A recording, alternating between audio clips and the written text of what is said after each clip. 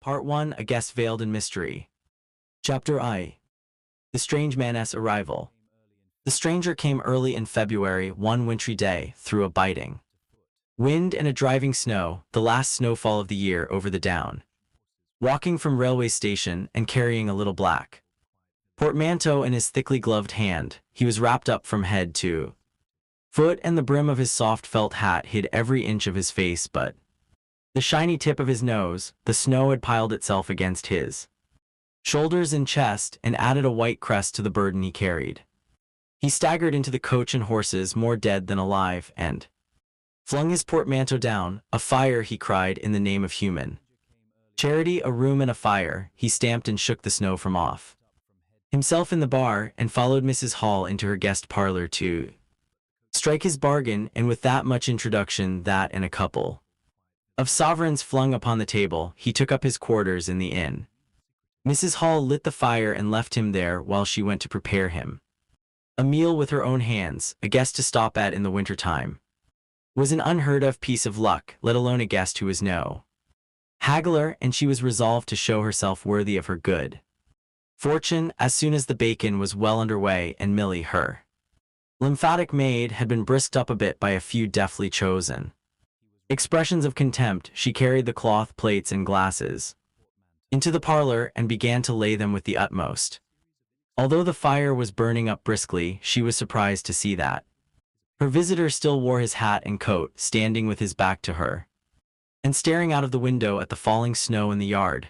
His gloved hands were clasped behind him, and he seemed to be lost thought. She noticed that the melting snow that still sprinkled his shoulders dripped upon her carpet. "Can I take your hat and coat, sir?" she said, "and give them a good dry in the kitchen?" "No," he said without turning. She was not sure she had heard him and was about to repeat her question. He turned his head and looked at her over his shoulder. "I prefer to keep them on," he said with emphasis, and she noticed that he wore big blue spectacles with sidelights and had a bush side whisker over his coat collar that completely hid his cheeks and face. "Very well, sir," she said, "as you like. In a bit the room will be warmer." He made no answer and had turned his face away from her again, and Mrs. Hall, feeling that her conversational advances were ill-timed, laid the rest of the table things in a quick staccato and whisked out of the room. When she returned, he was still standing there like a man of stone, his back hunched, his collar turned up, his dripping hat brim turned down, hiding his face and ears completely. She put down the eggs and bacon with considerable emphasis and called rather than said to him, "Your lunch is served, sir." "Thank you," he said at the same time, and did not stir until she was closing the door. Then he swung round and approached the table with an eager quickness. As she went behind the bar to the kitchen, she heard a sound repeated at regular intervals. Chirk, chirk, chirk it went, the sound of a spoon being rapidly whisked round a basin. "That girl," she said, "there, I clean forgot it. It's her being so long." And while she herself finished mixing the mustard, she gave Milly a few verbal stabs for her excessive slowness. She had cooked the ham and eggs, laid the table, and done everything, while Milly, help indeed, had only succeeded delaying the mustard and him a new guest and wanting to stay. Then she filled the mustard pot and, putting it with a certain stateliness upon a gold and black tea tray, carried it into the parlor. She rapped and entered promptly. As she did so, her visitor moved quickly so that she got but a glimpse of a white object disappearing behind the table. It would seem he was picking something from the floor. She rapped down the mustard pot on the table, and then she noticed the overcoat and hat had been taken off and put over a chair in front of the fire, and a pair of wet boots threatened rust to her steel fender. She went to these things resolutely. "I suppose I may have them to dry now," she said in a voice that brooked no denial. "Leave the hat," said her visitor in a muffled voice, and turning, she saw he had raised his head and was sitting and looking at her. For a moment she stood gaping at him, too surprised to speak. He held a white cloth. It was a serviette he had brought with him over the lower part of his face, so that his mouth and jaws were completely hidden, and that was the reason of his muffled voice. But it was not that which startled Mrs. Hall. It was the fact that all his forehead above his blue glasses was covered by a white bandage, and that another covered his ears, leaving not a scrap of his face exposed excepting only his pink peaked nose. It was bright pink and shiny just as it had been at first. He wore a dark brown velvet jacket with a high black linen-lined collar turned up about his neck, the thick black hair escaping as it could below and between the cross bandages, projected in curious tails and horns, giving him the strangest appearance conceivable. This muffled and bandaged head was so unlike what she had anticipated that for a moment she was rigid. He did not remove the serviette but remained holding it as she saw, now with a brown gloved hand, and regarding her with his inscrutable blue glasses. "Leave the hat," he said, speaking very distinctly through the white cloths. Her nerves began to recover from the shock they had received. She placed the hat on the chair again by the fire. "I didn't know, sir." She began that and she stopped embarrassed. "Thank you," he said, glancing from her to the door and then at her again.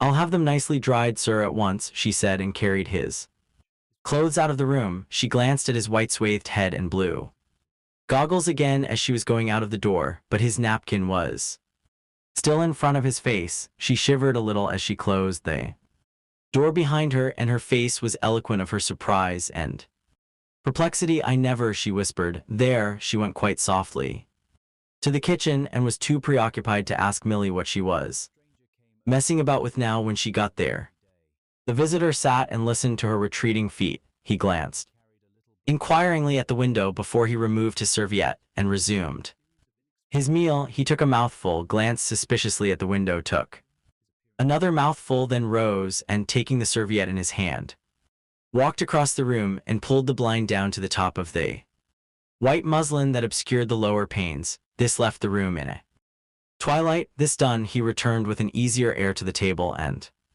his meal. "The poor souls had an accident or said Mrs. Hall. What a turn them bandages did give me, to be sure."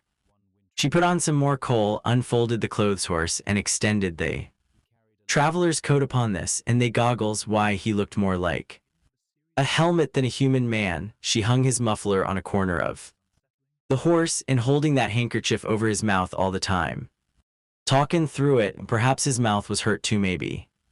She turned round as one who suddenly remembers. "Bless my soul alive," she said, going off at a tangent. "Ain't you done them taters yet, Millie?" When Mrs. Hall went to clear away the stranger's lunch, her idea that his mouth must also have been cut or disfigured in the accident she supposed him to have suffered was confirmed, for he was smoking a pipe, and all the time that she was in the room he never loosened the silk muffler he had wrapped round the lower part of his face to put the mouthpiece to his lips. Yet it was not forgetfulness, for she saw he glanced at it as it smoldered out. He sat in the corner with his back to the window blind and spoke now, having eaten and drunk and being comfortably warmed through, with less aggressive brevity than before. The reflection of the fire lent a kind of red animation to his big spectacles they had lacked hitherto. "I have some luggage," he said, "at station," and he asked her how he could have it sent. He bowed his bandaged head quite politely in acknowledgment of her explanation. "Tomorrow," he said. "There is no speedier delivery," and seemed quite disappointed when she answered no. Was she quite sure? No man with a trap who would go over. Mrs. Hall, nothing loath, answered his questions and developed a conversation. "It's a steep road by the down, sir," she said in answer to the question about a trap, and then, snatching at an opening, said, "It was there a carriage was, a year ago and more. Gentleman killed besides his coachman. Accidents, sir, happen moment, don't they?" But the visitor was not to be drawn so easily. "They do," he said, through his muffler, eyeing her quietly through his impenetrable glasses. "But they take long enough to get well, don't they? There was my sister's son Tom just cut his arm with a scythe, tumbled on it in the and bless me, he was 3 months tied up, sir. You'd hardly believe it. It's regular given me a dread of a scythe, sir." "I can quite understand that," said the visitor. "He was afraid one time that he'd have to have, and he was that bad, sir." The visitor laughed abruptly, a bark of a laugh that he seemed to bite and kill in his mouth. "Was he said. "He was, sir, and no laughing matter to them as had the doing for him." as I had my sister being took up with her little ones so much. There was bandages to do, sir, and bandages to undo, so that if I may make so bold as to say it, sir. Will you get me some matches, said the visitor quite abruptly. My pipe is out. Mrs. Hall was pulled up suddenly. It was certainly rude of him. After telling him all she had done, she gasped at him for a moment and remembered the 2 sovereigns. She went for the matches. Thanks, he said concisely as she put them down and turned his shoulder upon her and stared out of the window again. It was altogether too discouraging. Evidently he was sensitive on the topic of operations and bandages. She did not make so bold as to say, however, after all. But his snubbing way had irritated her, and Millie had a hot time of it. That afternoon, the visitor remained in the parlor until 4 o'clock without giving the ghost of an excuse for an intrusion. For the most part he was quiet. Still during that time, it would seem he sat in the growing darkness, smoking in the firelight, perhaps dozing. Once or twice a curious listener might have heard him at the coals, and for the space of 5 minutes he was audible pacing the room. He seemed to be talking to himself. Then the armchair creaked as he sat down again. Chapter II. Mr. Teddy Hnfry's First Impressions. At 4 o'clock, when it was fairly dark and Mrs. Hall was screwing up her courage to go in and ask her visitor if he would take some tea, Teddy the clock jobber came into the bar. My sakes, Mrs. Hall, said he, but this is terrible weather for thin boots. The snow outside was falling faster. Mrs. Hall agreed and then noticed he had his bag with him. Now you're here, Mr. Teddy, said she. I'd be glad if you'd give old clock in the parlor a bit of a look. Tea's going and it strikes well and hearty, but the hour hand won't do nothin' but point at 6. And leading the way, she went across to the parlor door and rapped and entered. Her visitor, she saw as she opened the door, was seated in the armchair before the fire, dozing it would seem, with his bandaged head drooping. On one side, the only light in the room was the red glow from the fire, which lit his eyes like adverse railway signals, but left his downcast face in darkness and the scanty vestiges of the day that came in through the open door. Everything was ruddy, shadowy, and indistinct. To her, the more so since she had just been lighting the bar lamp, and her eyes were dazzled, but for a second it seemed to her that the man she looked at had an enormous mouth, wide open, a vast and incredible mouth that swallowed the whole of the lower portion of his face. It was the sensation of a moment, the white-bound head, the monstrous goggle eyes, and this huge yawn below it. Then he started up in his chair, put up his hand. She opened the door wide so that the room was lighter, and she saw him more clearly, with the muffler held up to his face just as she had seen him hold the serviette before. The shadows. She had tricked her. Would you mind, sir, this man a-coming to look at the clock, sir? She said, recovering from the momentary shock. Look at the clock, he said, staring round in a drowsy manner and speaking over his hand, and then, getting more fully awake. Certainly. Mrs. Hall went away to get a lamp, and he rose and stretched himself. Then came the light, and Mr. Teddy, entering, was confronted by this bandaged person. He was, he says, taken aback. Good afternoon, said the stranger, regarding him as Mr. says, with a vivid sense of the dark spectacles like a lobster. I hope, said Mr., that it's no intrusion. None whatever, said the stranger, though I understand, he said, turning to Mrs. Hall, that this room is really to be mine for my own private use. I thought, sir, said Mrs. Hall, you'd prefer the clock. Certainly, said the stranger, certainly, but as a rule I like to be alone and undisturbed. But I'm really glad to have the clock seen to, he said, seeing a certain hesitation in Mr.'s manner. Very glad, Mr. had intended to apologize and withdraw, but this anticipation reassured him. The stranger turned round with his back to the fireplace and put his hands behind his back, and presently he said, when the clock mending is over, I think I should like to have some tea, but not till the clock mending is over. Mrs. Hall was about to leave the room. She made no conversational advances this time, because she did not want to be snubbed in front of Mr. When her visitor asked her if she had made any arrangements about his boxes she told him she had mentioned the matter to the postman and that the carrier could bring them over on the morrow. You are certain that is the earliest, he said. She was certain with a marked coldness. I should explain, he added, what I was really too cold and fatigued to do before that. I am an experimental investigator. Indeed, sir, said Mrs. Hall, much impressed. And my baggage contains apparatus and appliances. Very useful things indeed they are, sir, said Mrs. Hall. And I'm very naturally anxious to get on with my inquiries. Of course, sir.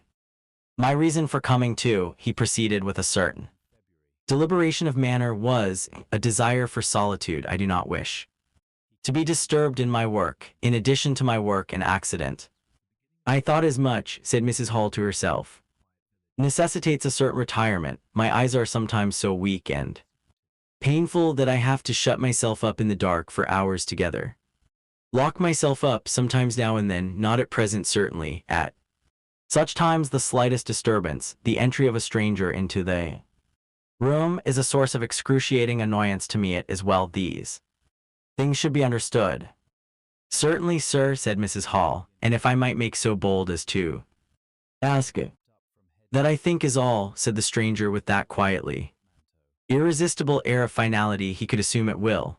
Mrs. Hall reserved her question and sympathy for a better occasion. After Mrs. Hall had left the room, he remained standing in front of the fire, glaring, so Mr. puts it, at the clock, mending. Mr. not only took off the hands of the clock and the face, but extracted the works, and he tried to work in as slow and quiet and unassuming a manner as possible. He worked with the lamp close to him, and the green shade threw a brilliant light upon his hands and upon the frame and wheels, and left the rest of the room shadowy. When he looked up, colored patches swam in his eyes. Being constitutionally of a curious nature, he had removed the works quite unnecessary, proceeding with the idea of delaying his departure and perhaps falling into conversation with the stranger. But the stranger stood there, perfectly silent and still, so still it got on his nerves. He felt alone in the room and looked up, and there, gray and dim, was the bandaged head and huge blue lenses staring fixedly, with a mist of green spots drifting in front of them. It was so uncanny, too, that for a minute they remained staring blankly at one another, then looked down again. Very uncomfortable position. One would like to say something, should he remark that the weather was very cold for the time of year. He looked up as if to take aim with that introductory shot. Whether he began. Why don't you finish and go, said the rigid figure, evidently in a state of painfully suppressed rage. All you've got to do is to fix the hour hand on its axle. You're simply humbugging. Certainly, sir, 1 minute more. I overlooked, and Mr. finished and went. But he went feeling excessively annoyed. Damn it, said Mr. to himself, trudging down the village through the thawing snow. A man must do a clock at times, surely. And again, can a man look at you ugly? And yet again, seemingly not. If the police was wanting you, you couldn't be more unbandaged. At its corner he saw Hall, who had recently married the stranger's hostess at the Coach and Horses, and who now drove the conveyance when occasional people required it to Junction. Coming towards him on his return from that place, Hall had evidently been stopping a bit at, to judge by his driving. "How do, Teddy?" he said, passing. "You got a rum up home?" said Teddy. Hall very sociably pulled up. "What's that?" he asked. "Rum-looking customer stopping at the Coach and Horses," said Teddy. "My sakes." And he proceeded to give Hall a vivid description of his grotesque guest. "Looks a bit like a disguise, don't it? I'd like to see a man's face if I had him stopping in my place," said. "But women are that trustful where strangers are concerned. He's took your rooms, and he ain't even given a name." Hall. "You don't say so," said Hall, who was a man of sluggish apprehension. "Yes," said Teddy, "by the week. Whatever he is, you can't get rid of him under the week, and he's got a lot of luggage coming tomorrow, so he says, let's hope it won't be stones in boxes." Hall. He told Hall how his aunt at Hastings had been swindled by a stranger with empty portmanteaus. Altogether he left Hall vaguely suspicious. "Get up, old girl," said Hall. "I suppose I must see 'bout this." Teddy trudged on his way with his mind considerably relieved. Instead of seeing about it, however, Hall on his return was severely rated by his wife on the length of time he had spent in, and his mild inquiries were answered snappishly and in a manner not to the point, but the seed of suspicion Teddy had sown germinated in the mind of Mr. Hall. In spite of these discouragements, "You don't know everything," said Mr. Hall, resolved to ascertain more about the personality of his guest at the earliest possible opportunity, and after the stranger had gone to bed, which he did about 9:30, Mr. Hall went very aggressively into the parlor and looked very hard at his wife's furniture, just to show that the stranger wasn't master there, and scrutinized closely and a little contemptuously a sheet of mathematical computations the stranger had left. When retiring for the night, he instructed Mrs. Hall to look very closely at the stranger's luggage when it came next day. "You mind your own business, Hall," said Mrs. Hall, "and I'll mind mine." She was all the more inclined to snap at Hall because the stranger was undoubtedly an unusually strange sort of stranger, and she was by no means assured about him in her own mind. In the middle of the night she woke up dreaming of huge white heads like turnips that came trailing after her at the end of interminable necks and with vast black eyes. But being a sensible woman, she subdued her terrors and turned over and went asleep again. Chapter II. The 1001 Bottles. So it was that on the 29th day of February, at the beginning of the thaw, this singular person fell out of infinity into village.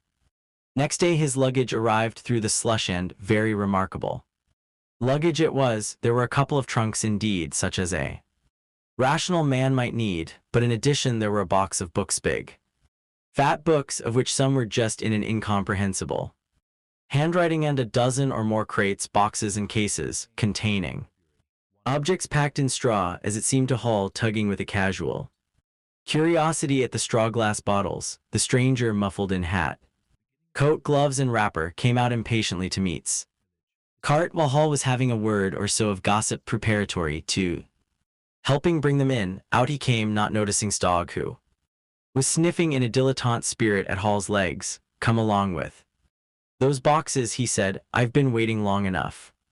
And he came down the steps towards the tail of the cart as if to lay hands on the smaller crate.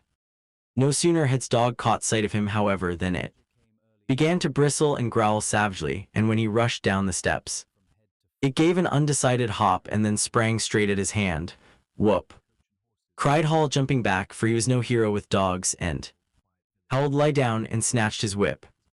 They saw the dog's teeth had slipped the hand, heard a kick, saw the dog execute a flanking jump and get home on the stranger's leg, and heard the rip of his trousering. Then the finer end of whip reached his property, and the dog, yelping with dismay, retreated under the wheels of the wagon. It was all the business of a swift half-minute. No one spoke, everyone shouted. The stranger glanced swiftly at his torn glove and at his leg, made as if he would stoop to the latter, then turned and rushed swiftly up the steps into the inn. They heard him go headlong across the passage and up the stairs to his bedroom. "You brute, you," said, climbing off the wagon with his whip in his hand, while the dog watched him through the wheel. "Come here," said. "You'd better." Hall had stood gaping. "He was bit," said Hall. "I'd better go and see to N," and he trotted after the stranger. He met Mrs. Hall in the passage. "Carriers," he said, "bit N."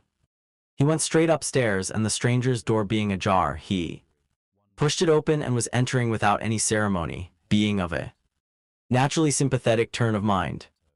The blind was down and the room dim. He caught a glimpse of a most singular thing, what seemed a handless arm waving towards him, and a face of three huge indeterminate spots on white, very like the face of a pale pansy. Then he was struck violently in the chest, hurled back, and the door slammed in his face and locked. It was so rapid that it gave him no time to observe. A waving of indecipherable shapes, a blow, and a concussion. There he stood on the dark little landing, wondering what it might be that he had seen.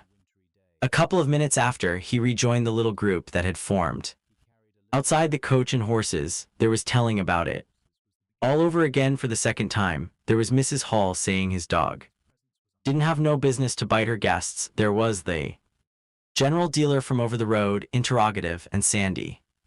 From the forge judicial, besides women and children, all of them. Saying fatuities wouldn't let en bite me, I knows, right. Have such e bite en for then, and so forth. Mr. Hall, staring at them from the steps and listening, found it incredible that he had seen anything so very remarkable happen. Upstairs, besides, his vocabulary was altogether too limited to express his impressions. He don't want no help, he said in answer to his wife's inquiry. We'd better be a talkin' of his luggage in. He ought to have it cauterized at once, said Mr. Especially if it's at all inflamed. I'd shoot en, that's what I'd do, said a lady in the group. Suddenly the dog began growling again. Come along, cried an angry voice in the doorway, and there stood the muffled stranger with his collar turned up and his hat brim bent down. The sooner you get those things in the better, I'll be pleased. It is stated by an anonymous bystander that his trousers and gloves had been changed. Was you hurt, sir? Said I'm rare sorry. The not a bit, said the stranger. Never broke the skin. Hurry up with those things. He then swore to himself, so Mr. Hall asserts. Directly the first crate was, in accordance with his directions, carried into the parlor, the stranger flung himself upon it with extraordinary eagerness and began to unpack it, scattering the straw with an utter disregard of Mrs. Hall's carpet, and from it he began to produce bottles, little fat bottles containing powders, small and slender bottles containing colored and white fluids, fluted bottles labeled poison, bottles with round bodies and slender necks, large green glass bottles, large weight glass bottles, glass stoppers and frosted labels, bottles with fine corks, bottles with bungs, bottles with wooden caps, wine bottles, salad oil bottles, putting them in rows on the mantel, on the table, under the window, round the floor, on the bookshelf, everywhere. The chemist's shop in could not boast half so many. Quite a sight it was. Crate after crate yielded bottles until all 6 were empty and the table high with straw, the only things that came out of these crates besides the bottles were a number of test tubes and a carefully packed balance. And directly the crates were unpacked, the stranger went to the window and set to work, not troubling in the least about the litter of straw, the fire which had gone out, the box of books outside, nor for the trunks and other luggage that had gone upstairs. When Mrs. Hall took his dinner in to him, he was already so absorbed in his work, pouring little drops out of the bottles into test tubes, that he did not hear her until she had swept away the bulk of the straw and put the tray on the table with some little emphasis, perhaps seeing the state that the floor was in. Then he half turned his head and immediately turned it away again, but she saw he had removed his glasses. They were beside him on the table, and it seemed to her that his eye sockets were extraordinarily hollow. He put on his spectacles again and then turned and faced her. She was about to complain of the straw on the floor when he anticipated her. I wish you wouldn't come in without knocking, he said in the tone of abnormal exasperation that seemed so characteristic of him. I knocked, but seemingly. Perhaps you did, but in my investigations, my really very urgent and necessary investigations, the slightest disturbance, the jar of a door, must ask you. Certainly, sir, you can turn the lock if you're like that, you know. Any time. A very good idea, said the stranger. This, sir, if I might make so bold as to remark. Don't, if the straw makes trouble, put it down in the bill. And he mumbled at her words suspiciously like curses. He was so odd, standing there so aggressive and explosive, bottle in one hand and test tube in the other, that Mrs. Hall was quite alarmed. But she was a resolute woman, in which case I should like to know, sir, what you consider. A shilling, put down a shilling, surely a shilling's enough. So be it, said Mrs. Hall, taking up the tablecloth and beginning to spread it over the table. If you're satisfied, of course. He turned and sat down with his coat collar toward her. All the afternoon he worked with the door locked and, as Mrs. Hall testifies, for the most part in silence, but once there was a concussion and a sound of bottles ringing together as though the table had been hit, and the smash of a bottle flung violently down, and then a rapid pacing athwart the room. Fearing something was the matter, she went to the door and listened, not caring to knock. I can't go on, he was raving. I can't go on 300,000, 400,000, the huge multitude cheated all my life it may take me, and patience, patience indeed, a fool, fool. There was a noise of hobnails on the bricks in the bar, and Mrs. Hall had very reluctantly to leave the rest of his soliloquy. When she returned, the room was silent again, save for the faint crepitation of his chair and the occasional clink of a bottle. It was all over. The stranger had resumed work. When she took in his tea, she saw broken glass in the corner of the room, under the concave mirror, and a golden stain that had been carelessly wiped. She called attention to it.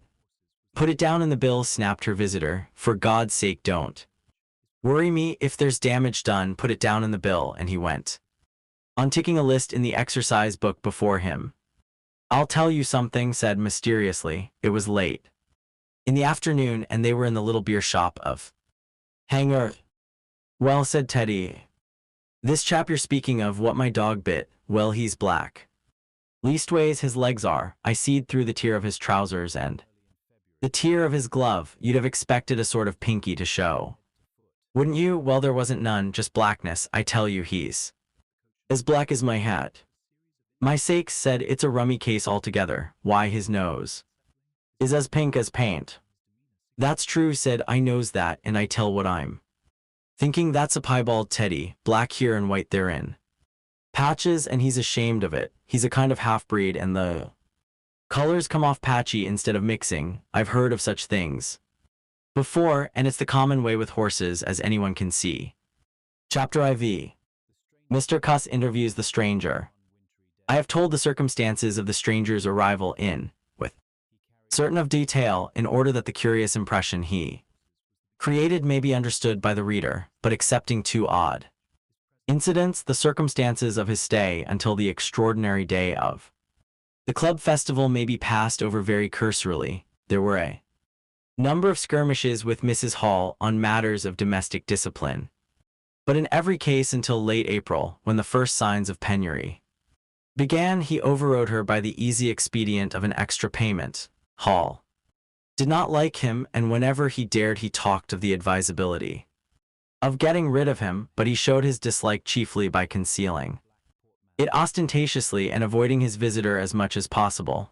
Wait till the summer, said Mrs. Hall sagely, when the are beginning to come, then we'll see. He may be a bit overbearing, but bills settled punctual is bills settled punctual, whatever you'd like to say. The stranger did not go to church, and indeed made no difference between Sunday and the irreligious days. Even in costume, he worked, as Mrs. Hall thought, very fitfully. Some days he would come down early and be continuously busy. On others he would rise late, pace his room, fretting audibly for hours together, smoke, sleep in the armchair by the fire. Communication with the world beyond the village he had none.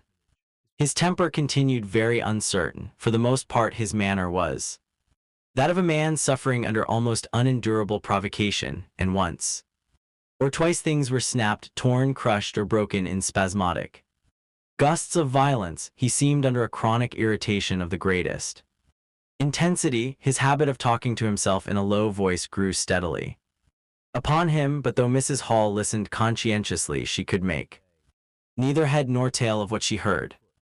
He rarely went abroad by daylight, but at twilight he would go out, muffled up invisibly, whether the weather were cold or not, and he chose the loneliest paths and those most overshadowed by trees and banks. His goggling spectacles and ghastly bandaged face under the penthouse of his hat came with a disagreeable suddenness out of the darkness upon one or two home-going laborers, and Teddy, tumbling out of the scarlet coat one night at 9:30, was scared shamefully by the stranger's skull-like head. He was walking, hat in hand, lit by the sudden light of the opened-in door. Such children as saw him at nightfall dreamt of bogies, and it seemed doubtful whether he disliked boys more than they disliked him, or the reverse.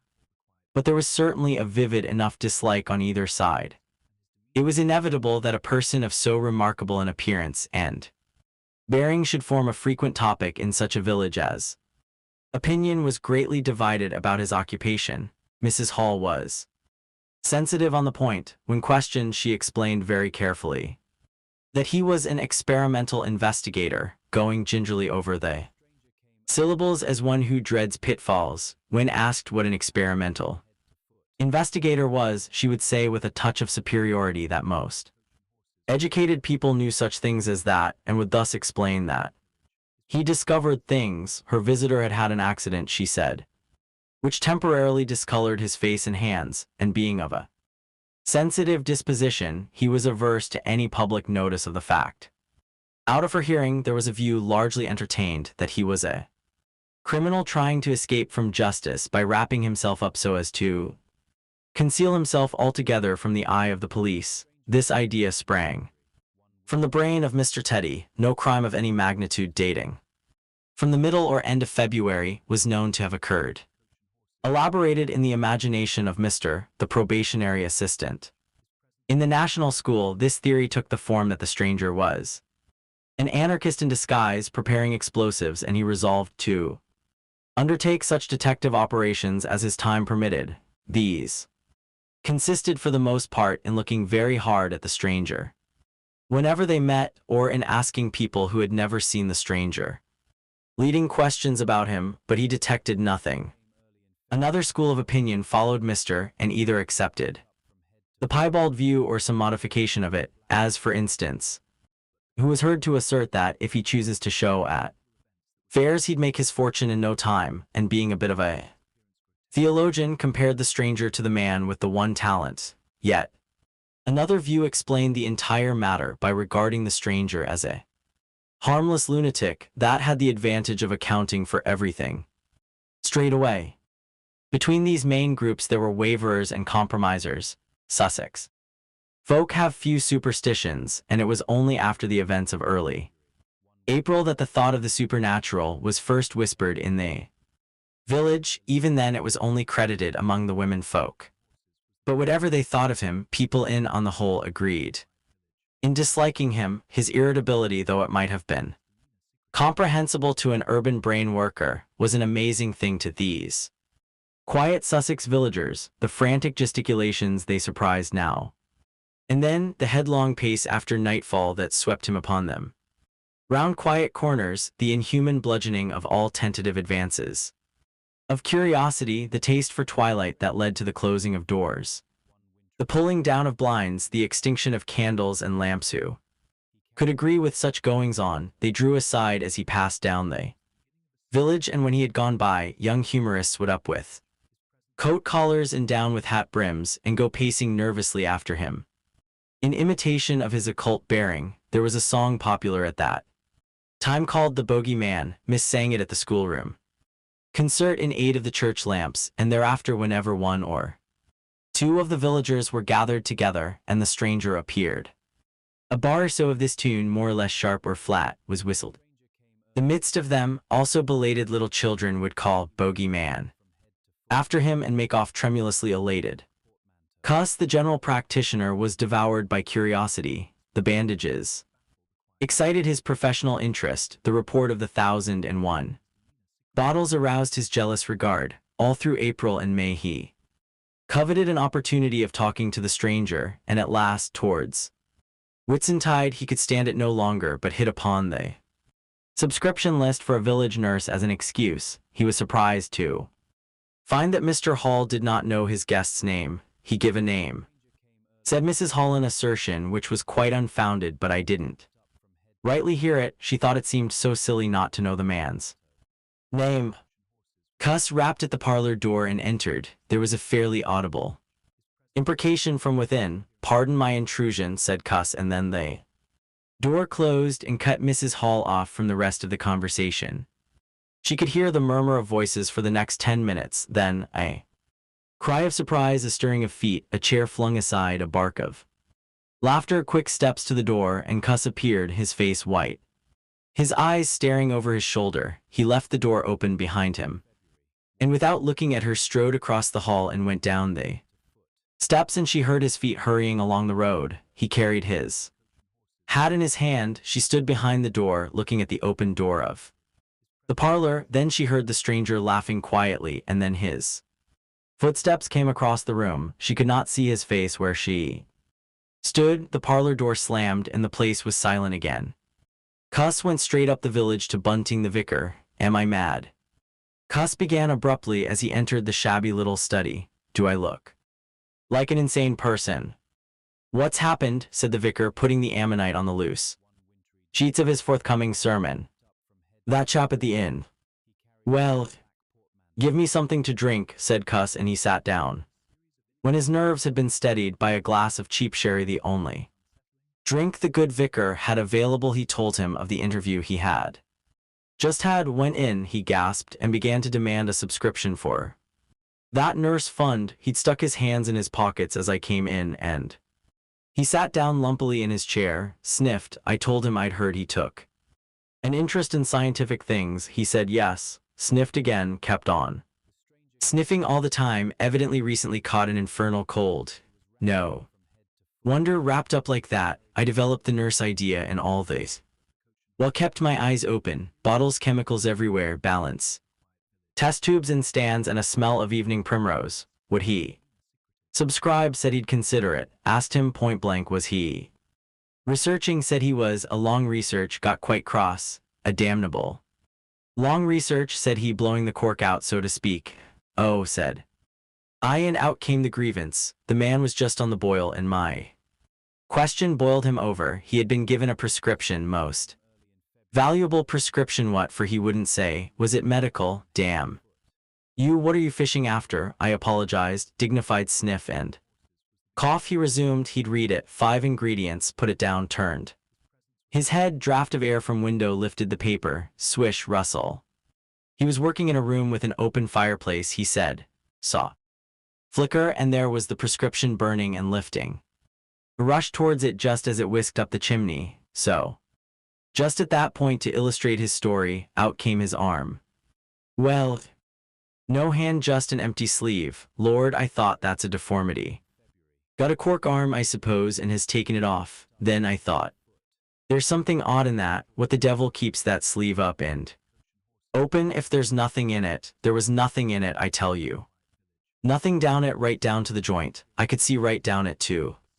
The elbow, and there was a glimmer of light shining through a tear of the cloth. Good God, I said, and then he stopped, stared at me with those black goggles of his, and then at his sleeve.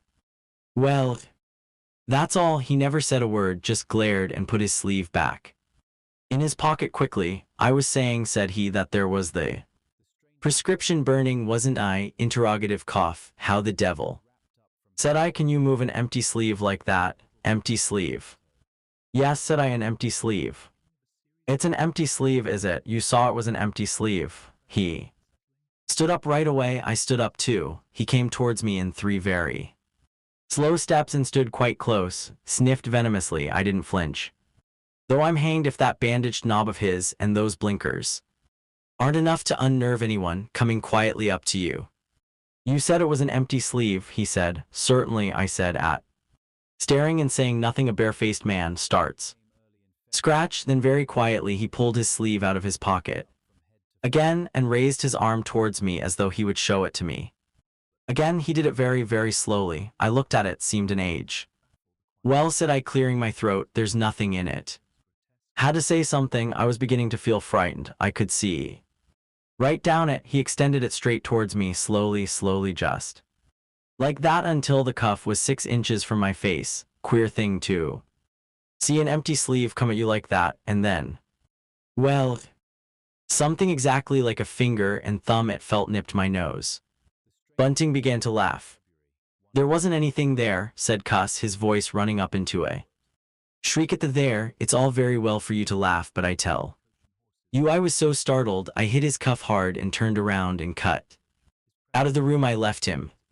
Cuss stopped. There was no mistaking the sincerity of his panic. He turned round in a helpless way and took a second glass of the excellent Vicar's very inferior sherry. When I hit his cuff, said Cuss, I tell you, it felt exactly like hitting an arm, and there wasn't an arm. There wasn't the ghost of an arm.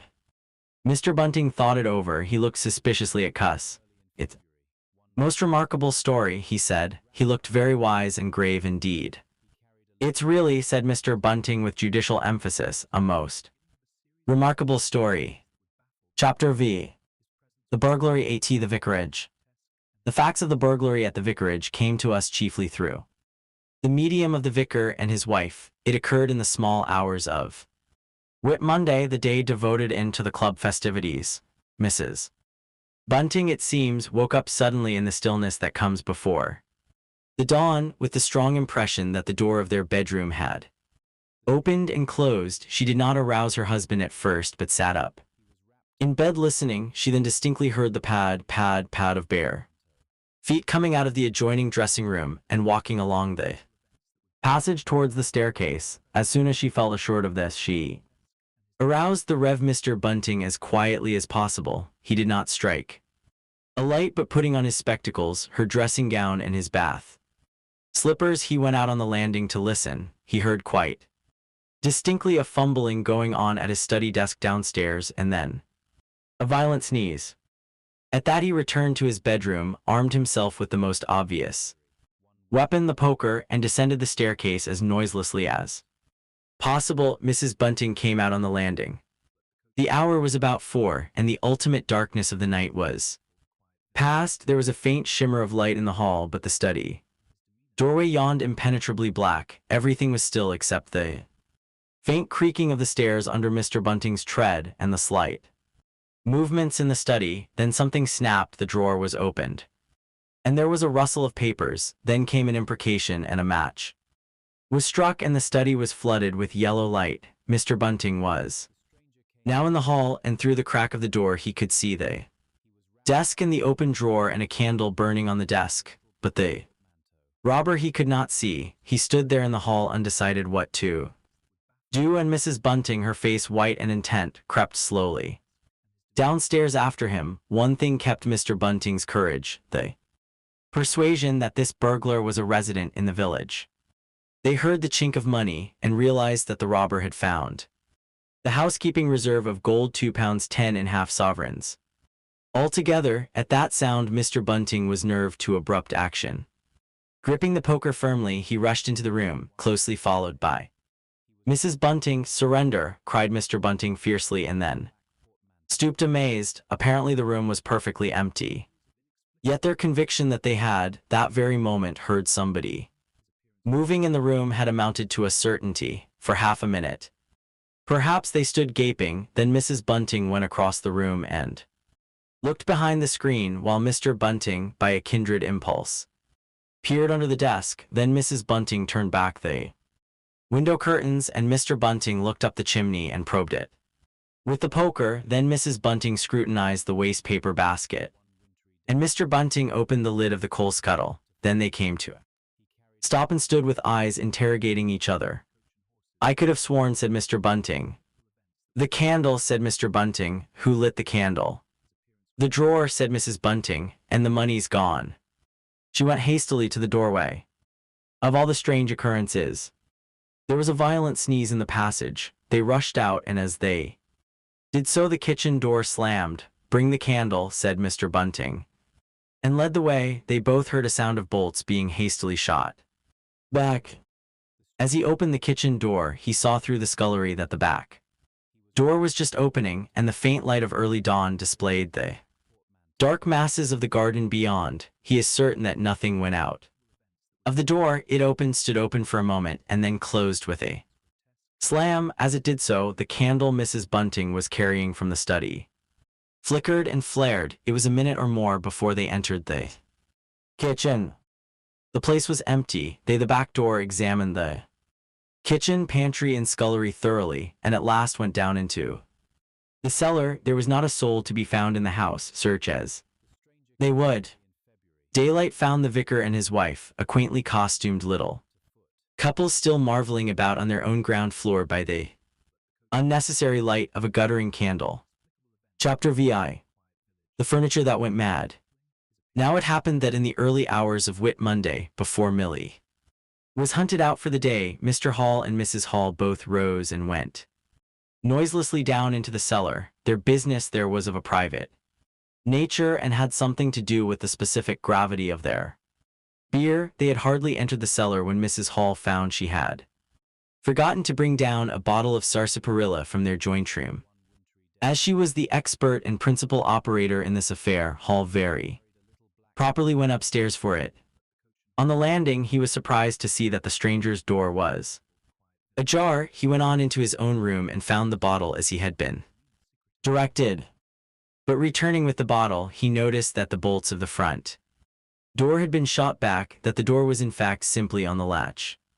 And with a flash of inspiration, he connected this with the stranger's room upstairs and the suggestions of Mr. Teddy. He distinctly remembered holding the candle while Mrs. Hall shot these bolts. Overnight, at the sight he stopped, gaping, then with the bottle still in his hand went upstairs again. He rapped at the stranger's door. There was no answer. He rapped again, then pushed the door wide open and entered. It was as he expected. The bed, the room also, was empty, and what was stranger even to his heavy intelligence, on the bedroom chair and along the rail of the bed were scattered the garments, the only garments so far as he knew, and the bandages of their guest. His big slouch hat even was cocked jauntily over the bedpost. As Hall stood there, he heard his wife's voice coming out of the depth of the cellar, with that rapid telescoping of the syllables and interrogative cocking up of the final words to a high note, by which the West Sussex villager is wont to indicate a brisk impatience. "George, you want?" At that he turned and hurried down to her. He said over the rail of the cellar steps, "'Twas the truth what says, E's not in room E and the front doors." At first Mrs. Hall did not understand, and as soon as she did, she resolved to see the empty room for herself. Hall, still holding the bottle, went first. "If E there," he said, "is close our end." "What's E is close then? 'Twas a most curious business."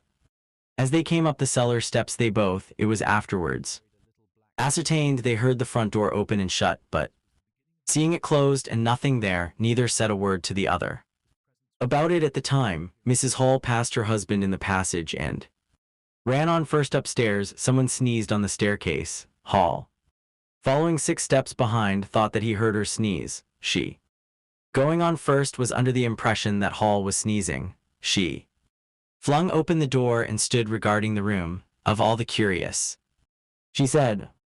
She heard a sniff close behind her head, as it seemed, and turning, was surprised to see Hall a dozen feet off on the topmost stair. But in another moment he was beside her. She bent forward and put her hand on the pillow and then under the clothes. "Cold," she said. "He's been up this hour or more."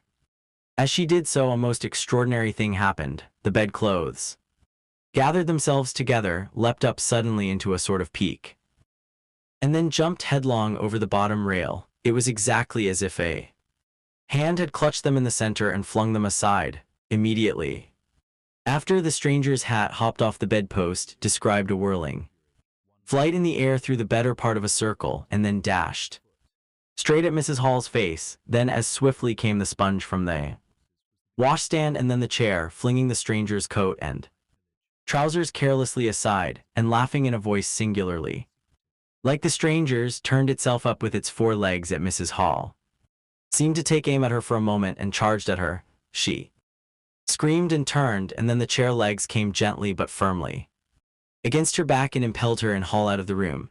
The door slammed violently and was locked. The chair and bed seemed to be executing a dance of triumph for a moment, and then abruptly everything was still. Mrs. Hall was left almost in a fainting condition in Mr. Hall's arms on the landing. It was with the greatest difficulty that Mr. Hall and Millie, who had been roused by her scream of alarm, succeeded in getting her downstairs and applying the restoratives customary in some cases. "'Twas," said Mrs. Hall. "I know 'twas. I've read in papers of tables and chairs leaping and dancing." "Take a drop more," said Hall. "'Twill steady ye." "Lock him out," said Mrs. Hall. "Don't let him come in again. I half guessed I might ha' known, with them goggling eyes and bandaged head, and never going to church of a Sunday, and all they bottles. It's right for anyone to have. He's put thee into the furniture. My good old furniture. 'Twas in that very chair my poor dear mother used to sit when I was a little girl. To think it should rise up against me now." "Just a drop more," said Hall. "Your nerves is all upset."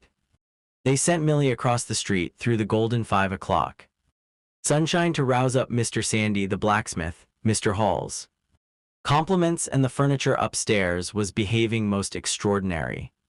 Would Mr. come round? He was a knowing man, was Mr. And very resourceful. He took quite a grave view of the case. If a witchcraft was the view of Mr. Sandy, you want horseshoes for such gentry as he. He came round greatly concerned. They wanted him to lead the way upstairs to the room, but he didn't seem to be in any hurry. He preferred to talk in the passage. Over the Ways apprentice came out and began taking down the shutters of the tobacco window. He was called over to join the discussion. Mr. naturally followed over. In the course of a few minutes, the Anglo-Saxon genius for parliamentary government asserted itself. There was a great deal of talk and no decisive action. Let's have the facts first, insisted Mr. Sandy. Let's be sure we be acting perfectly right in that there door open. A door is always open too, but ye can't a door once you've busted in. And suddenly and most wonderfully the door of the room upstairs opened of its own accord, and as they looked up in amazement they saw descending the stairs the muffled figure of the stranger, staring more blackly and blankly than ever with those unreasonably large blue glass eyes of his. He came down stiffly and slowly, staring all the time. He walked across the passage staring, then stopped. Look there, he said, and their eyes followed the direction of his gloved finger and saw a bottle of sarsaparilla hard by the cellar door. Then he entered the parlor and suddenly, swiftly, viciously slammed the door in their faces. Not a word was spoken until the last echoes of the slam had died away. They stared at one another. Well, if that don't lick everything, said Mr. and left the alternative unsaid. I'd go in and bout it, said to Mr. Hall. I'd and an explanation. It took some time to bring the landlady's husband up to that pitch. At last he rapped open the door and got as far as, excuse me. Go to the devil, said the stranger in a tremendous voice, and shut that door after you. So that brief interview terminated. Chapter VII. The unveiling of the stranger. The stranger went into the little parlor of the Coach and Horses about 5:30 in the morning, and there he remained until near midday, the blinds down, the door shut, and none, after Hall's repulse, venturing near him. All that time he must have fasted. Thrice he rang his bell, the third time furiously and continuously, but no one answered him and his. Go to the devil indeed, said Mrs. Hall. Presently came an imperfect rumor of the burglary at the vicarage, and two were put together. Hall, assisted by, went off to find Mr. the magistrate and take his advice. No one ventured upstairs. How the stranger occupied himself is unknown. Now and then he would stride violently up and down, and twice came an outburst of curses, a tearing of paper, and a violent smashing of bottles. The little group of scared but curious people increased. Mrs. came over, some gay young fellows resplendent in black ready-made jackets and paper ties, for it was Whit Monday, joined the group. With confused interrogations, young Archie distinguished himself by going up the yard and trying to peep under the window blinds. He could see nothing, but gave reason for supposing that he did, and others of the youth presently joined him. It was the finest of all possible Whit Mondays, and down the village street stood a row of nearly a dozen booths, a shooting gallery, and on the grass by the forge were 3 yellow and chocolate wagons, and some picturesque strangers of both sexes putting up a shy. Gentlemen wore blue jerseys, the ladies white aprons and quite fashionable hats with heavy plumes, of the purple fawn, and Mr. Jaggers the cobbler, who also sold old second-hand ordinary bicycles, were stretching a string of Union Jacks and Royal Ensigns, which had originally celebrated the first Victorian Jubilee, across the road, and inside, in the artificial darkness of the parlor, into which only one thin jet of sunlight penetrated, the stranger, hungry we must suppose and fearful, hidden in his uncomfortable hot wrappings, poured through his dark glasses upon his paper, or chinked his dirty little bottles, and occasionally swore savagely at the boys, audible if invisible, outside the windows. In the corner by the fireplace lay the fragments of 6 smashed bottles, and a pungent twang of chlorine tainted the air. So much we know from what was heard at the time, and from what was subsequently seen in the room. About noon, he suddenly opened his parlor door and stood glaring fixedly at the 3 or 4 people in the bar. "Mrs. Hall," he said. Somebody went sheepishly and called for Mrs. Hall. Mrs. Hall appeared after an interval, a little short of breath but all the fiercer for that Hall was still out. She had deliberated over this scene, and she came holding a little tray with an unsettled bill upon it. "Is it your bill you're wanting, sir?" she said. "Why wasn't my breakfast laid? Why haven't you prepared my meals and answered my bell? Do you think I live without eating?" "Why isn't my bill paid?" said Mrs. Hall. "That's what I want to know. I told you 3 days ago I was awaiting a remittance. I told you 2 days ago I wasn't going to await no remittances. You can't grumble if your breakfast waits a bit, if my bill's been waiting these 5 days, can you?" The stranger swore briefly but vividly. From the bar. "And I'd thank you kindly, sir, if you'd keep your swearing to yourself, sir," said Mrs. Hall. The stranger stood looking more like an angry diving helmet than ever. It was universally felt in the bar that Mrs. Hall had the better of him. His next words showed as much. "Look here, my good woman," he began. "Don't good woman me," said Mrs. Hall. "I've told you my remittance hasn't come." "Remittance indeed," said Mrs. Hall. "Still I dare say in my pocket. You told me 3 days ago that you hadn't anything but a sovereign's worth of silver upon you. Well, I found some more. Lo, from the bar." "I wonder where you found it," said Mrs. Hall. That seemed to annoy the stranger very much. He stamped his foot. "What do you mean?" he said. "That I wonder where you found it," said Mrs. Hall, "and before I take any bills or get any breakfasts or do any such things whatsoever, you got to tell me 1 or 2 things I don't understand, and what nobody don't understand, and what everybody is very anxious to understand. I want to know what you've been doing. Why, chair upstairs, and I want to know how 'tis your room was empty and how you got in again. Them as stops in this house comes in by the doors. That's the rule of the house. And that you didn't do, and what I want to know is how you did come in, and I want to know." Suddenly the stranger raised his gloved hands, clenched, stamped his foot and said stop, with such extraordinary violence that he silenced her instantly. "You don't understand," he said, "who I am or what I am. I'll show you.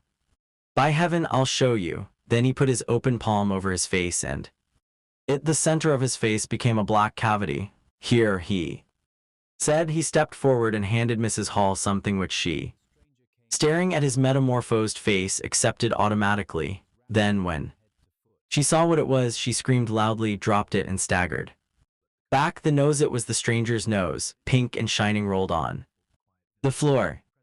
Then he removed his spectacles, and everyone in the bar gasped. He took off his hat and with a violent gesture tore at his whiskers and bandages. For a moment they resisted him. A flash of horrible anticipation passed through the bar. "Oh my God," said someone. Then off they came. It was worse than anything. Mrs. Hall, standing open-mouthed and horror-struck, shrieked at what she saw and made for the door of the house. Everyone began to move. They were prepared for scars, disfigurements, tangible horrors, but nothing. The bandages and false hair flew across the passage into the bar, making a hobbledehoy jump to avoid them. Everyone tumbled on everyone else down the steps, for the man who stood there shouting some incoherent explanation was a solid, gesticulating figure up to the coat collar of him, and then nothingness, no visible thing at all. People down the village heard shouts and shrieks, and looking up the street saw the coach and horses violently firing out its humanity. They saw Mrs. Hall fall down, and Mr. Teddy jump to avoid tumbling over her, and then they heard the frightful screams of Millie, who, emerging suddenly from the kitchen at the noise of the tumult, had come upon the headless stranger from behind. These increased suddenly. Forthwith everyone all down the street, the cellar shy proprietor and his assistant, the swing man, little boys and girls, rustic dandies, smart wenches, smocked elders, and apron began running towards the inn, and in a miraculously short space of time, crowd of perhaps 40 people, and rapidly increasing, swayed and hooted and inquired and exclaimed and suggested in front of Mrs. Hall's establishment. Everyone seemed eager to talk at once, and the result was Babel. A small group supported Mrs. Hall, who was picked up In a state of collapse, there was a conference and the incredible evidence of a vociferous eyewitness. Oh bogey, what's he been?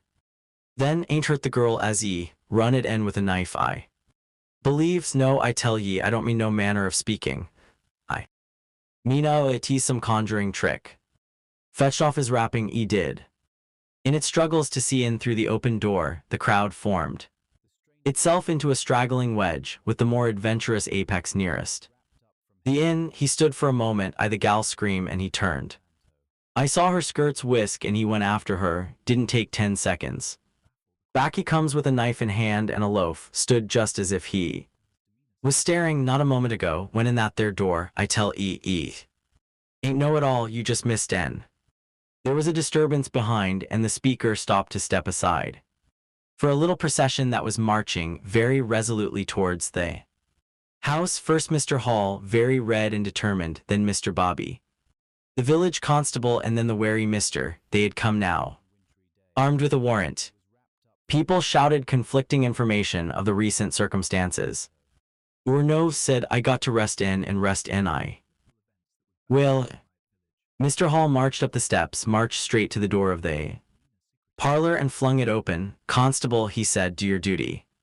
Marched in. Hall next last, they saw in the dim light the headless figure facing them, with a gnawed crust of bread in one gloved hand and a chunk of cheese in the other. That's him, said Hall. What the devil's this? Came in a tone of angry expostulation from above the collar of the figure. You're a damned rum customer, mister, said Mr. But no, the warrant says body, and duty's duty. Keep off, said the figure, starting back.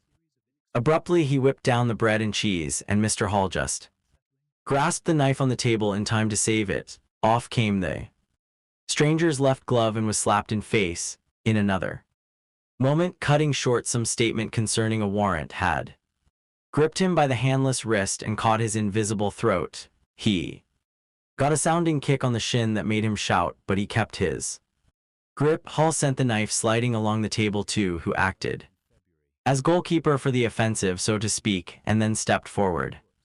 As then the stranger swayed and staggered towards him, clutching and hitting in, a chair stood in the way and went aside with a crash as they came down together. Get the feet, said between his teeth.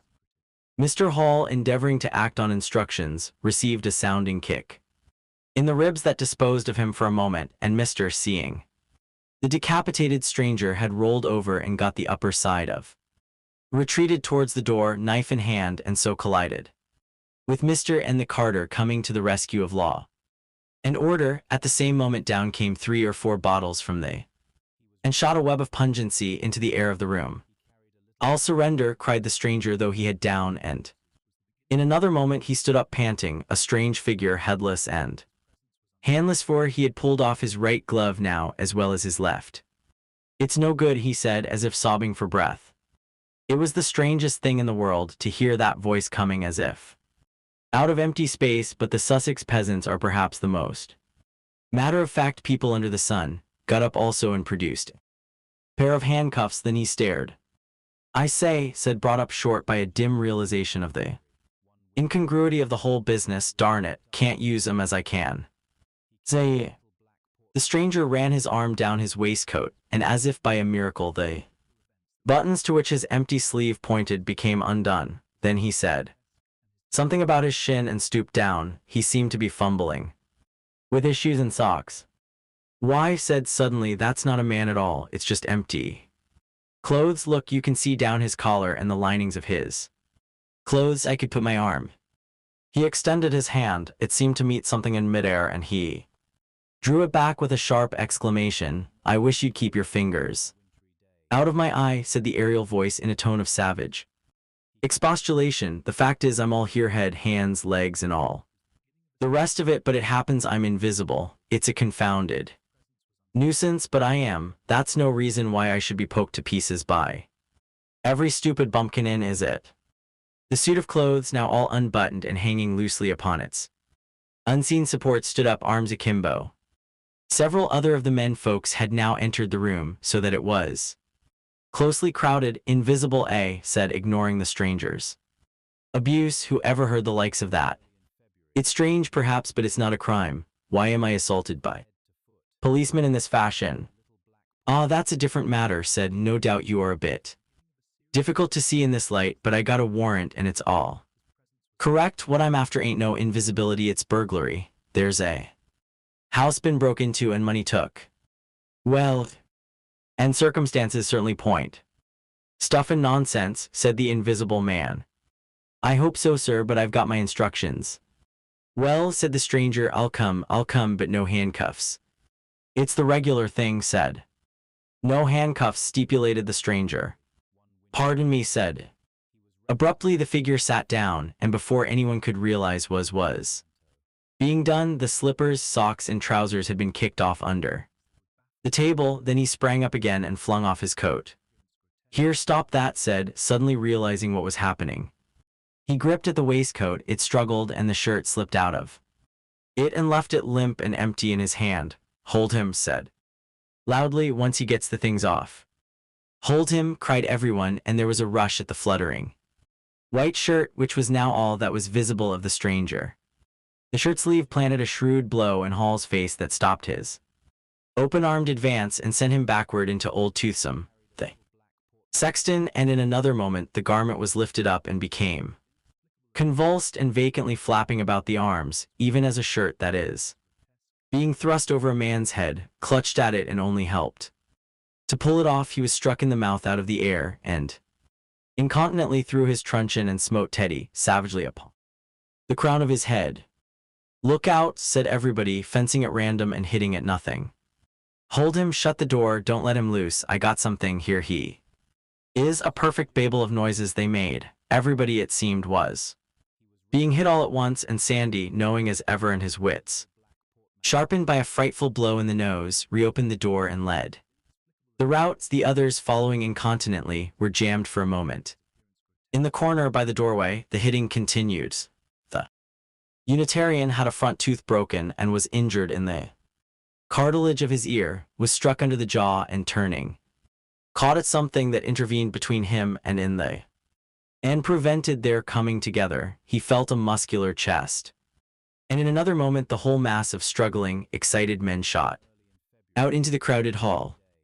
I got him, shouted, choking and reeling through them all and wrestling with purple face and swelling veins against his unseen enemy.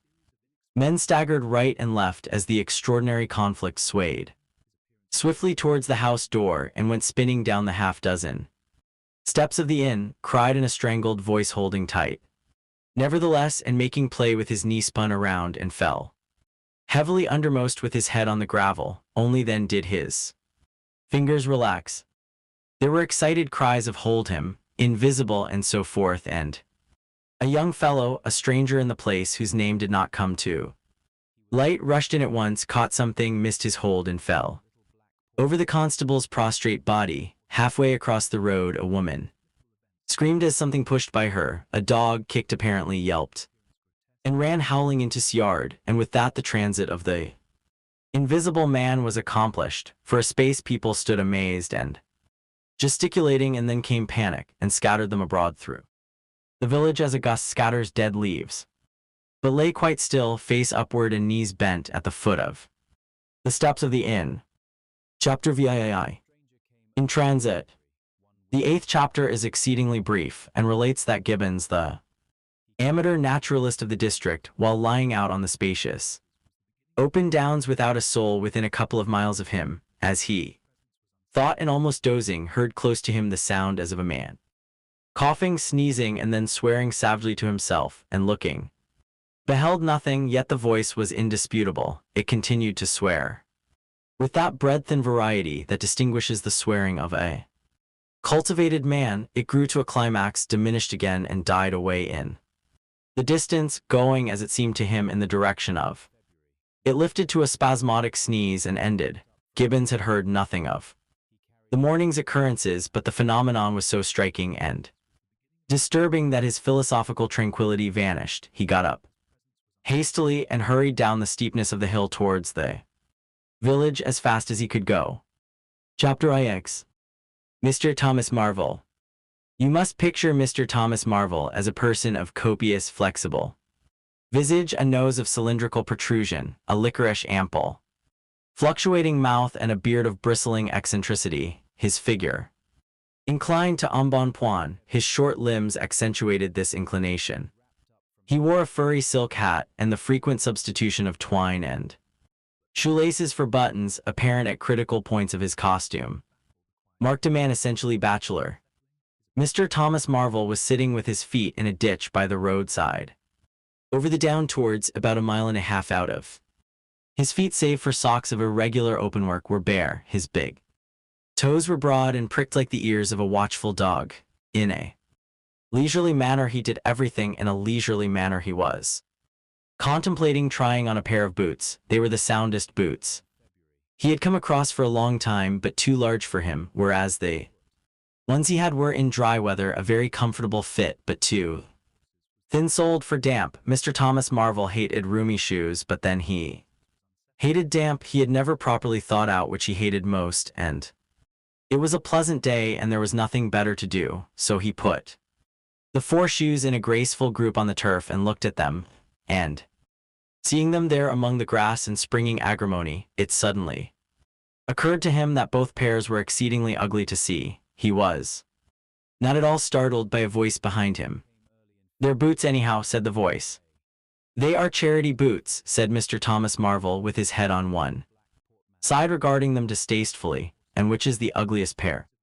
"The whole blessed universe, I'm darned if I know," said the voice. "I've worn worse, in fact I've worn none, but none so ugly, if you'll allow the expression. I've been cadging boots in particular for days because I was sick of them. They're sound enough, of course, but a gentleman on tramp sees such a thundering lot of his boots, and if you'll believe me, I've raised nothing in the whole blessed country. Try as I would but them, look at 'em, and a good country for boots, too, in a general way, but it's just my promiscuous luck. I've got my boots in this country 10 years or more, and then they treat you like this. It's a beast of a country," said the voice, "and pigs for people." "Ain't it?" said Mr. Thomas Marvel. "Lord, but them boots, it beats it." He turned his head over his shoulder to the right to look at the boots of his interlocutor with a view to comparisons, and lo, where the boots of his interlocutor should have been were neither legs nor boots. He was irradiated by the dawn of a great amazement. "Where are your?" said Mr. Thomas Marvel over his shoulder, and coming on all fours, he saw a stretch of empty downs with the wind swaying the remote green-pointed furze bushes. "Am I drunk?" said Mr. Marvel. "Have I had visions? Was I talking to myself? What the—" "Don't be alarmed," said a voice. "None of your ventriloquizing me," said Mr. Thomas Marvel, rising sharply to his feet. "Where are your—" "Alarmed indeed." "Don't be alarmed," repeated the voice. "You'll be alarmed in a minute, you silly fool," said Mr. Thomas Marvel's. "Where are your—" "Let me get my mark on yours."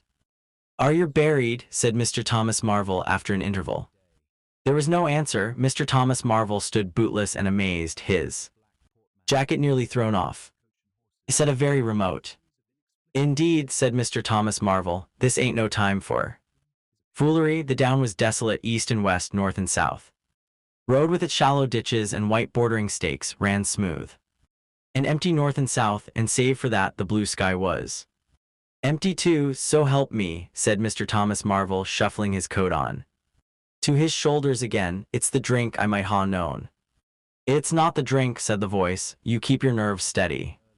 "Ow," said Mr. Marvel, and his face grew white amidst its patches.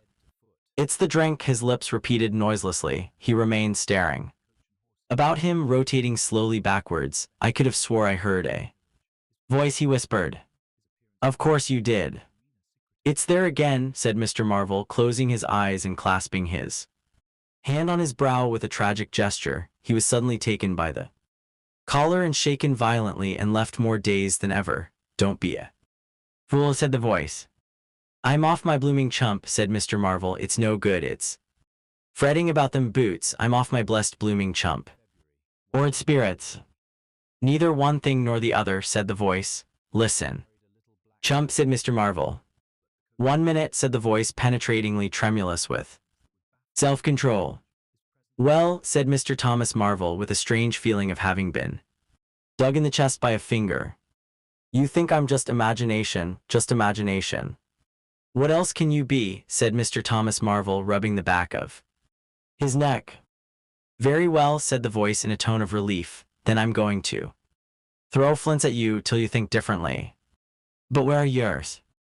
The voice made no answer. Came a flint apparently out of the air and missed Mr. Marvel's shoulder by a hair's breadth. Mr. Marvel, turning, saw a flint jerk up into the air, trace a complicated path, hang for a moment, and then fling at his feet with almost invisible rapidity. He was too amazed to dodge. It came and ricocheted from a bare toe into the ditch. Mr. Thomas Marvel jumped a foot and howled aloud. Then he started to run, tripped over an unseen obstacle, and came head over heels into a sitting position. Now, said the voice as a third stone curved upward and hung in the air above the tramp, am I imagination? Mr. Marvel, by way of reply, struggled to his feet and was immediately rolled over again. He lay quiet for a moment. If you struggle any more, said the voice, I shall throw the flint at your head.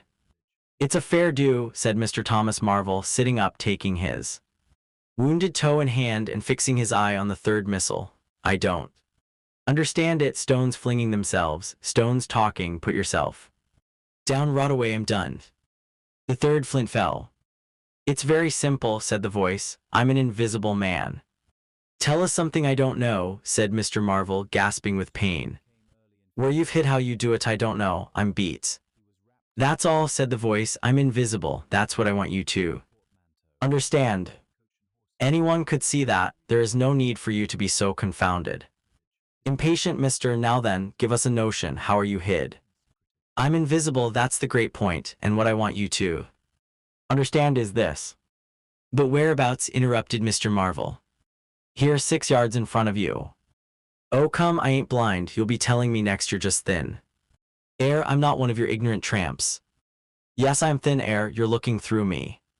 What, ain't there any stuff to you, Vox? What is it, jabber? Is it that I am just a human being, solid, needing food and drink, needing covering too, but I'm invisible, you see. Invisible, simple idea.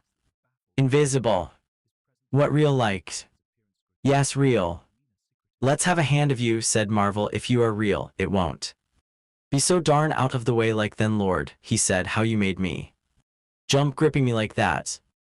He felt the hand that had closed round his wrist with his disengaged fingers, and his fingers went timorously up the arm, patted a muscular chest, and explored a bearded face. Marvel's face was astonishment.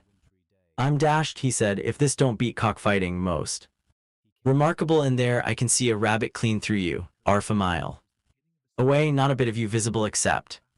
He scrutinized the apparently empty space keenly. You been bread and cheese? He asked, holding the invisible arm. You're quite right, and it's not quite assimilated into the system. Ah, said Mr. Marvel, sort of ghostly though. Of course, all this isn't half so wonderful as you think. It's quite wonderful enough for my modest wants, said Mr. Thomas Marvel. Manage it. How the is it done?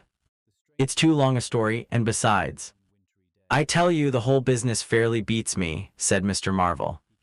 What I want to say at present is this. I need help. I have come to that. I came upon you suddenly. I was wandering, mad with rage, naked, impotent. I could have murdered, and I saw you. Lord, said Mr. Marvel. I came up behind you, hesitated, went on. Mr. Marvel's expression was eloquent. Then stopped. Here, I said, is an outcast like myself. This is the man for me, so I turned back and came to you, and... Lord, said Mr. Marvel, but I'm all in a tizzy. May I ask how is it, and what you may be requiring in the way of help? Invisible.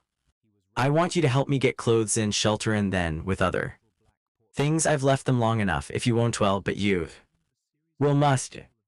Look here, said Mr. Marvel, I'm too flabbergasted. Don't knock me about any more and leave me go. I must get steady a bit, and you've pretty near broken my toe. It's all so unreasonable. Empty downs, empty sky, nothing visible for miles except the bosom of nature, and then comes a voice out of heaven, and stones, and a fist. Lord, pull yourself together, said the voice, for you have to do the job I've chosen for you. Mr. Marvel blew out his cheeks, and his eyes were round.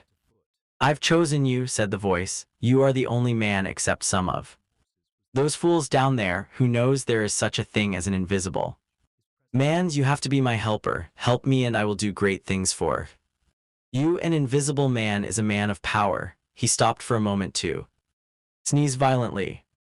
"But if you betray me," he said, "if you fail to do as I direct you." He paused and tapped Mr. Marvel's shoulder smartly. Mr. Marvel gave a yelp of terror at the touch. "I don't want to betray you," said Mr. Marvel, edging away from the direction of the fingers. "Don't you go thinking that whatever you do, all I want to do is to help you. Just tell me what I got to do, Lord, whatever you want done that I'm most willing to do."